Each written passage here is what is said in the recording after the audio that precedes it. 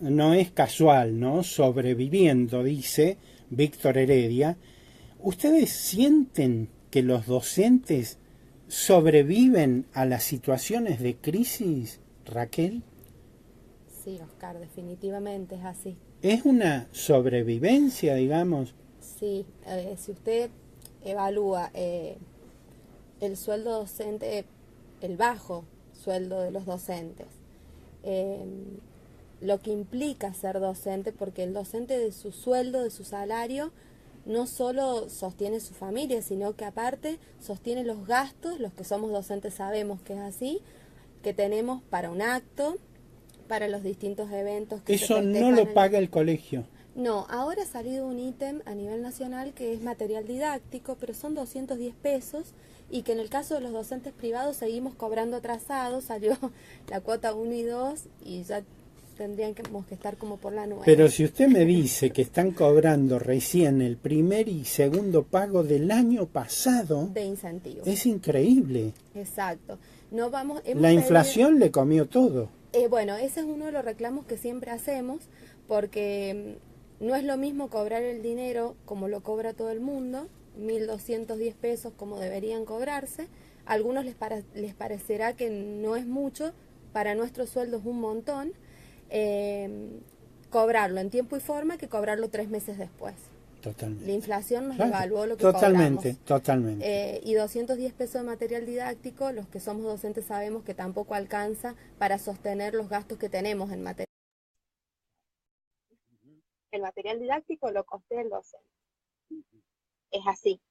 Entonces, sí, somos sobrevivientes y lo que yo siento hoy en día es que la sociedad es como que ha tomado una postura, no le diría en contra, pero sí muy crítica a la hora de que el docente tenga que reclamar lo que realmente es justo. Porque digamos, lamentablemente digo, e independientemente de la línea política ideológica del gobierno de turno, se da una batalla, una guerra entre el derecho que reclama un maestro, ya histórico, Sí, esto es, entre el derecho que reclama un maestro para que esos derechos se reconozcan y el Estado que quita ese derecho, ¿no? Como si fuera una dádiva. y lo quita de una manera muy maliciosa, porque voy a utilizar una frase que no es mía, es de una compañera y la voy a usar, de la secretaria de Acción Social, y lo dijo muy claro los otros días, y se cambiaron la palabra derechos por privilegios y eso genera en la sociedad que nos hagan sentir Tensión. como que somos Sí, privilegiados sí. cuando no es así. Cuando tenemos un sueldo bajo, cuando sostenemos con nuestro salario un montón de gastos a nivel material didáctico y escolar para cumplir con nuestra tarea. Hay muchos docentes, en los privados nos dirán que se vive otra realidad, no es tan distinta.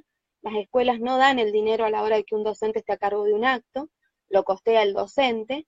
Eh, Sostenemos nuestra familia, el transporte para llegar a trabajar, o sea, Y la hora somos trabajadores cátedra, como todo el mundo. y la hora cátedra es simbólica dentro de la escuela, pero el docente sigue laburando afuera. Exactamente, y a su vez, para sacar esos derechos, que mal llaman ahora privilegios, quieren hacer creer de que el docente solamente trabaja 4 horas, cuando no es así, Claro, y la familia de los que somos docentes saben que no es así, que totalmente. muchas veces no hay sábado, no hay domingos, no hay feriados, que nos acostamos tarde y nos levantamos temprano para cumplir con la entrega de evaluaciones o de planificaciones en tiempo y forma. Entonces, eh, la quita de derechos ha sido trabajado de una manera muy maliciosa, o Ujú, sea, para que el resto piense de que es justo quitarnos los derechos ujú, claro.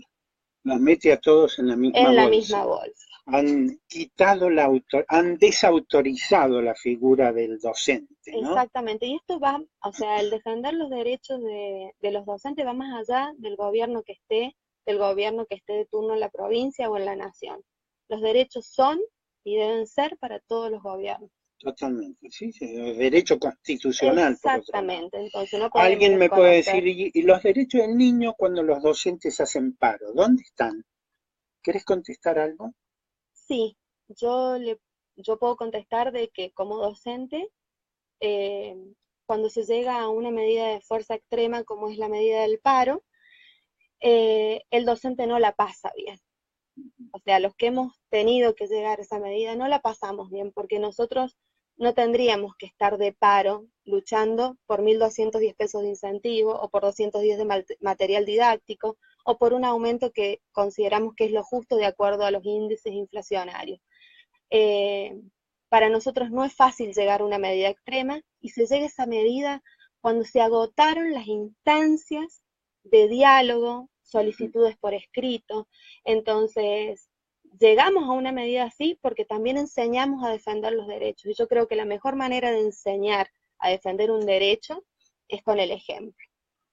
Cuando hay medidas extremas como llegar a un paro, ¿cuál es la actitud de los padres frente a una medida de fuerza? Y hay distintas, tenemos padres que apoyan y tenemos padres que en el caso particular de los privados, al abonar una cuota, exigen que no se pierdan días de clase. Pero así como ellos tienen el derecho de exigir eso, nosotros tenemos el derecho de exigir cobrar lo que es justo e igualitario, por ejemplo, con el docente del Estado. Hoy por hoy tenemos instituciones privadas que a sus docentes no les pagan, como dice la Ley Nacional de Educación, que el docente privado debe cobrar como mínimo igual que un docente estatal. Entonces, y muchas veces esas cosas las desconocen los padres, desconocen irregularidades de las escuelas, entonces, y el docente siempre toma una postura que es defender sus derechos y no salir a agredir a nadie, ni al padre.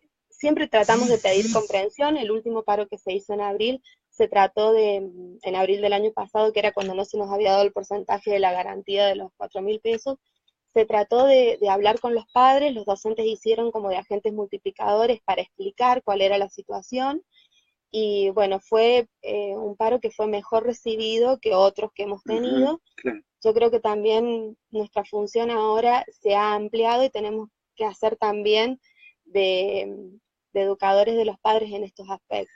Y lo otro se da la siguiente situación.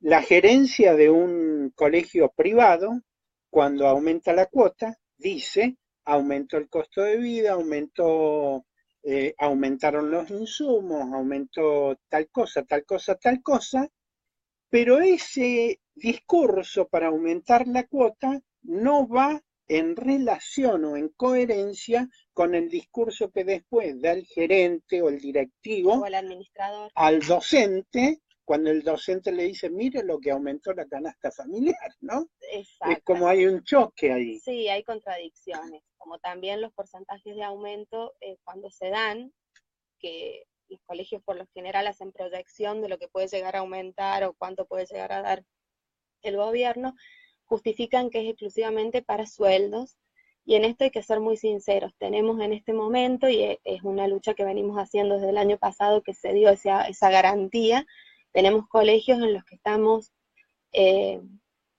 luchando para que respeten el pago como corresponde del sueldo de los docentes y los profesores. Colegios privados, estoy hablando particularmente.